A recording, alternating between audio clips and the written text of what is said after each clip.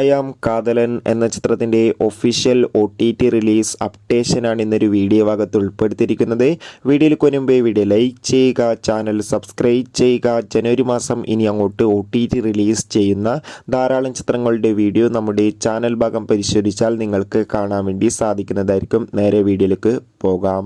നസ്ലി നായകനായി ഗിരീഷ് എഴുയുടെ സംവിധാനത്തിൽ കഴിഞ്ഞ വർഷം പുറത്തുവന്ന ചിത്രമായിരുന്നു ഐ ആം കാതലൻ. ചിത്രത്തിന് ഒരു ആവറേജ് അഭിപ്രായം സ്വന്തമാക്കാൻ വേണ്ടി സാധിച്ചിട്ടുണ്ടായിരുന്നു.